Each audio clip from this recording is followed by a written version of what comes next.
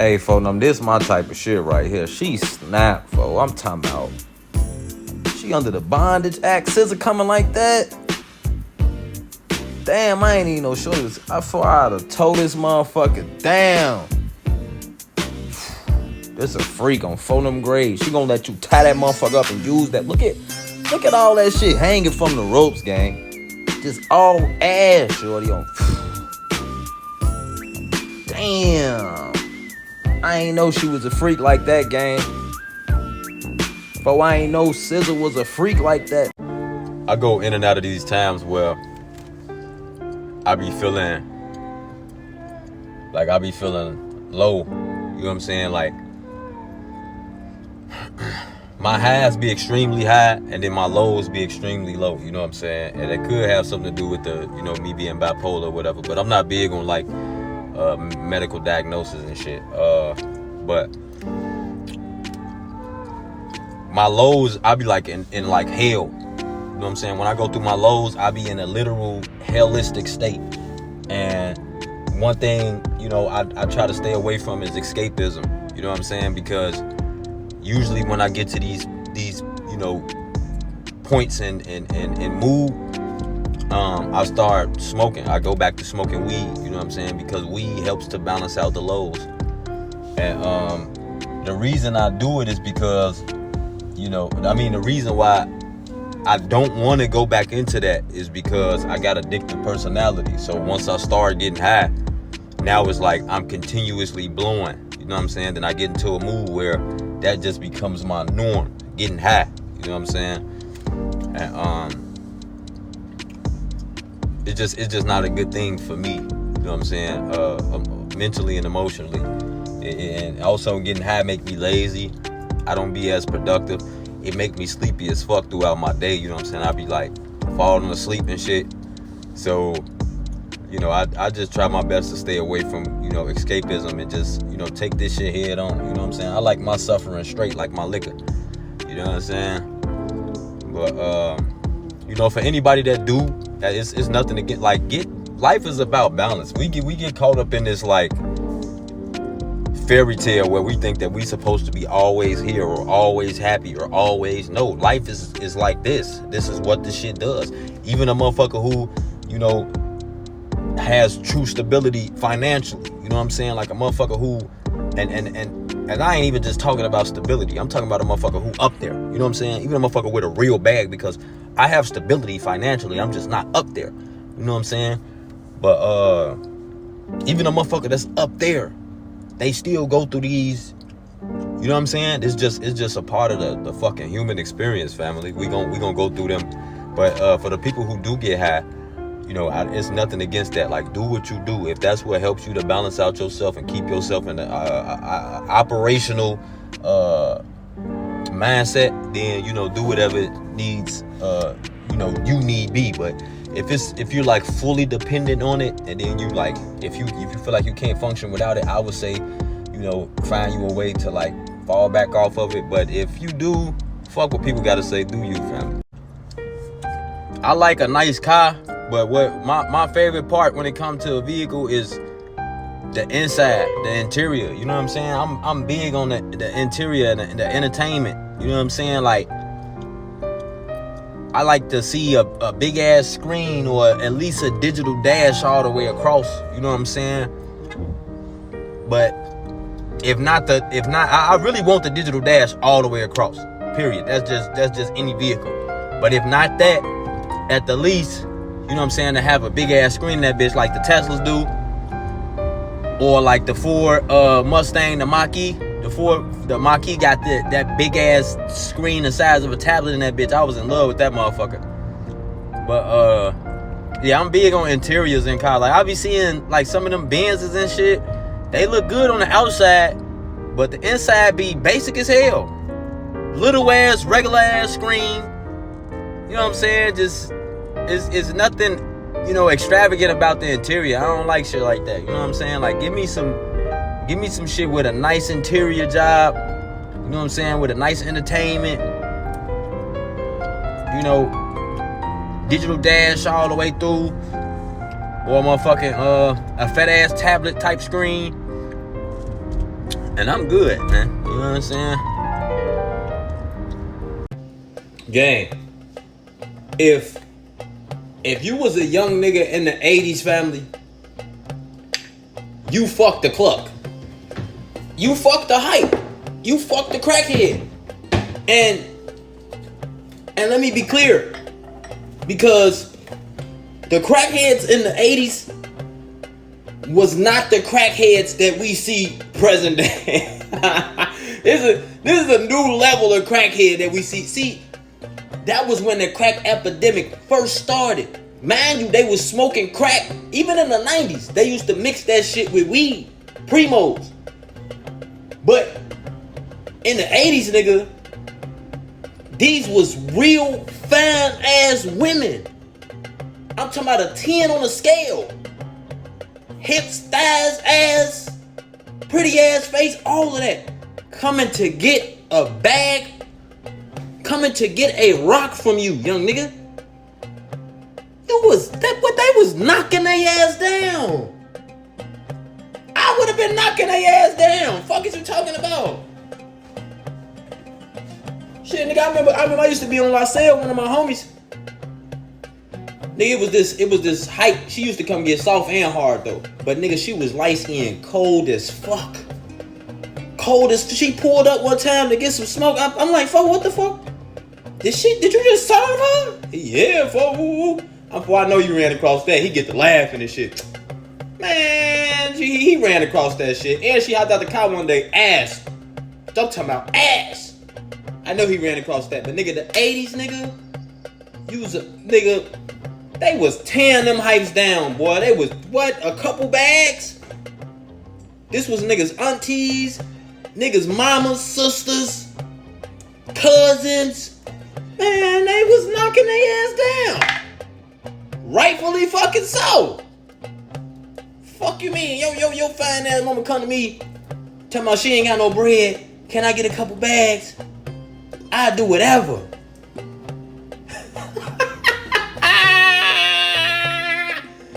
Hell no. I suck you. Check it out, TT. Check it out.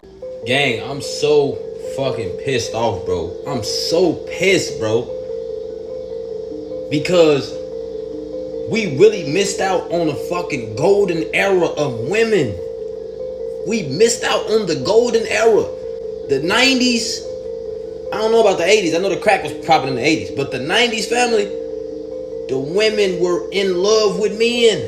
Women were in love with men in the 90s, bro. Now it's like we just got a bunch of women that fucking hate, just a bunch of hateful bitches. Just a batch of a bad batch of hateful bitches. That's the 90s, bro. They had some women. Just listen to the fucking music, nigga. Listen to Aaliyah, I Care For You. Listen to how she was talking in them fucking lyrics. What the fuck, Alicia Keys, Diary. And that Diary was in the 2000s. That was the early and in the early 2000s, they still was coming like that. That's when they was wearing like the low cut, baby fat jeans and the apple bottoms and shit. They was still in love with men. We in an era now with these bitches that fucking despise your fucking, the hair on your fucking chin, my nigga. Bitches hate niggas. Bro, come on, man. Like they was really on these tracks expressing how much they love they nigga. Now we got SZA that they idolize, R&B singing, talking about how she don't like for a nigga to spend the night. She basically like the hit and run, one night stand. She promoting this shit. The R&B bitches is singing about how they don't like niggas like that. They just use us for sex. The bitches are saying that about us now. I remember niggas used to say that. We got a bunch of masculine assholes, family. Goddamn. I'm pissed off about this shit. I ain't even gonna lie to y'all, gang. Hey, I think it's kind of funny how the things that, you know, made you an outcast in your like environment, whether it was like school or your neighborhood, the things that made you an outcast, the way you were different, that was your authenticity, and that's also the thing that's going to bring forth, you know, your tribe, the people who draw towards your authenticity. So for the people who, you know, that they just were different, you know what I'm saying, and you were more than likely outcast for that, you know what I'm saying. You the crowd didn't accept you as one of them, you know what I'm saying, and it just comes all around full circle, because this is the same exact thing that brings forth the people who attach to who you are, you know what I'm saying. So if you was able to just like, you know, kind of like deal with it, withstand the time frame of where, you know, you were singled out and outcast and pushed away, weren't accepted, those exact differences that, you know, allowed you or that caused you to be pushed out of the crowd are the exact things that's going to bring forth the right crowd of people to you, you know what I'm saying. So I find it to be, you know, it's amazing. It's 100% divine order, you know what I'm saying. Like, you were meant to be this way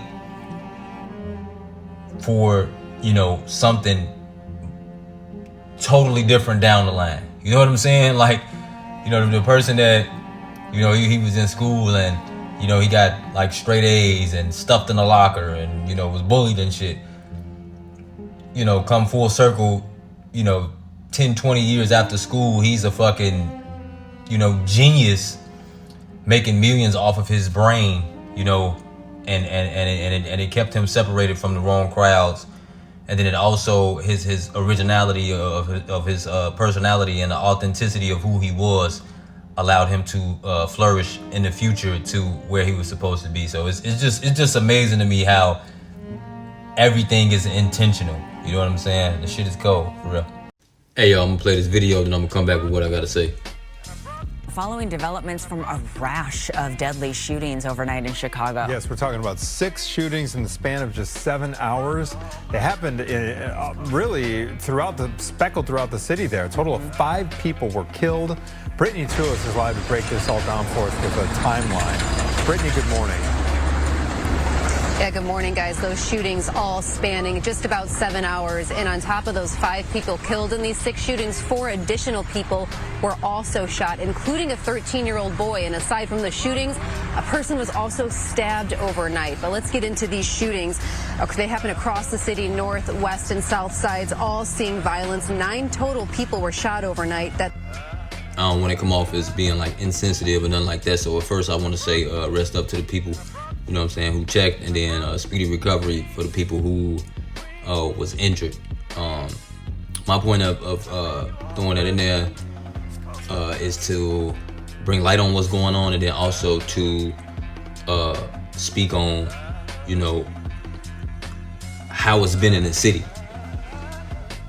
That was a lot to go on in a 7-hour span, but I ain't gonna lie, Chicago is a lot calmer than what it used to be.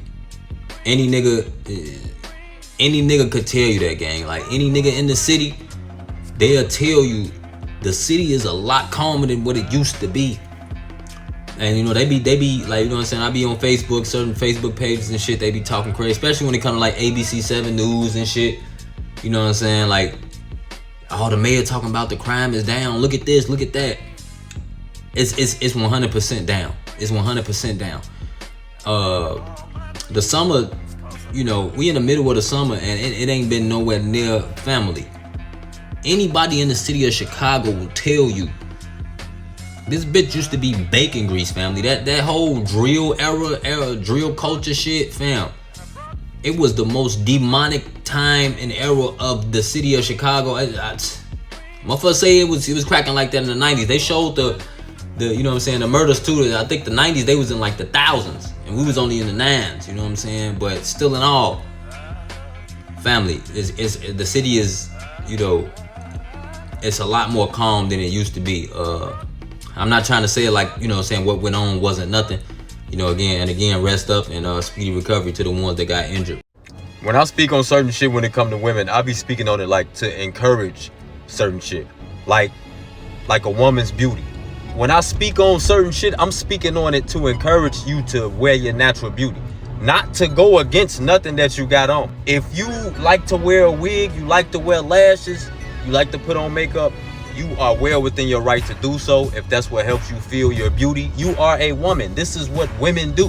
What the fuck is men? As men, why the fuck are we trying to tell a woman how to wear her beauty? That's not my intent when I speak on that shit. When I speak on that shit, I'm really speaking on like for you to encourage, for you to feel encouraged to wear your natural look. That's it. That's all. I'm not trying to tell you to stop wearing it or to, you bitches got on all this extra, you know. To a degree, it can be excessive. And also, if the whole makeup, like if the whole thing is like a whole get up, right? Wigs, lashes, makeup, fake teeth, fake ass, fake titties.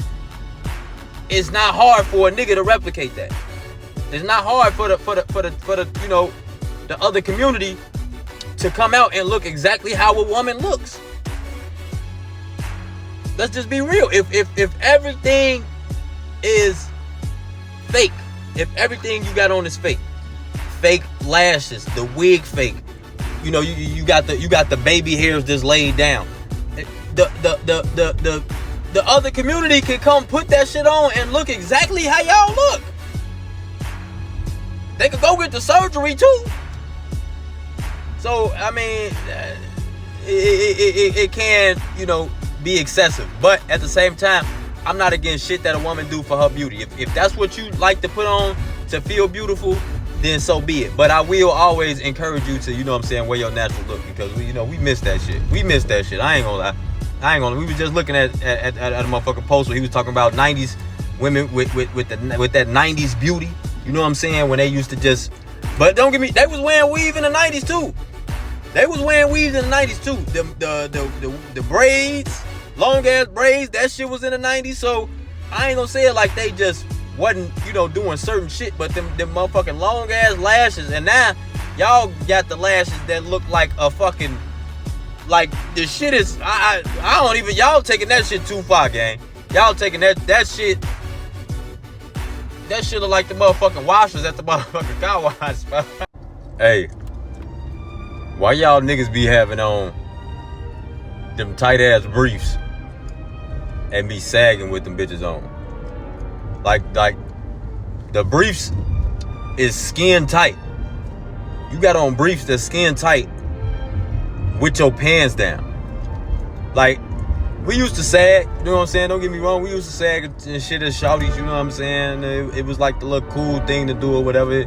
We felt, you know, swaggy doing this shit. Looking back on it, I don't even see why we looked at that shit as something swaggy to do. But now y'all got on the Ethicas, the PSDs, any type of just some latex spandex ass boxers, and you sagging. That shit suspect as fuck. I don't want to. It ain't no way around that shit. Like, that shit just is the ultimate gay. It's the ultimate gay. The shit is literally as tight as it can be on your ass, and you got your fucking pants down below your ass.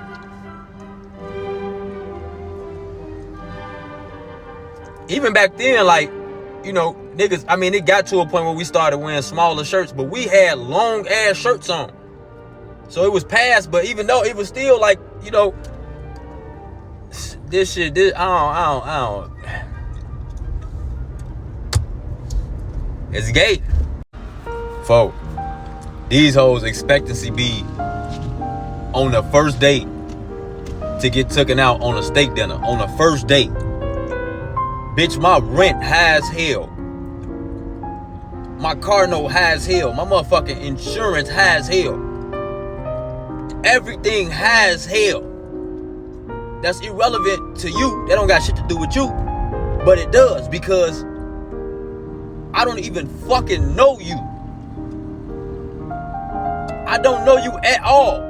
I ain't had no real time around you or shit. You think on the first date I'ma take you to a steak dinner?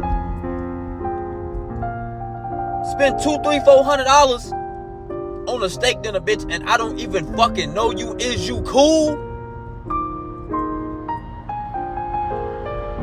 Fuck be wrong with these bitches, man. It be, first of all, bitch, the attitude off back. You bitches' attitude is the first turn off. 2, the level of entitlement you bitches be having. And I don't got no problem with taking a female out on a nice date, on a nice evening. But bitch, if I don't know you, and if your expectation is a steak dinner right out the door, bitch, beat it. Fuck is you talking about? Hey family, I know as humans, you know what I'm saying, we like in a constant state of growth, or we always looking for, you know, the next move, you know what I'm saying, what we got to do next to make it to that next level, or, you know, to reach that next goal, or to, you know, make improvements financially, or just we naturally inclined, we have a natural, like a need or a natural want to seek for what's next. And I think what we tend to forget is that we also got seasons where we supposed to rest. You also got seasons where you supposed to be still. You know what I'm saying? A lot of times in those seasons of rest, or in them seasons where we supposed to be still, you know, we get irritated, or we put ourselves in a stressful state because we trying to figure it all out.